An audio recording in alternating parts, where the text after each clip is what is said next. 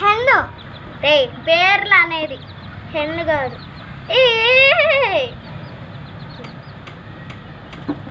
చూడు ఎట్లా డాన్స్.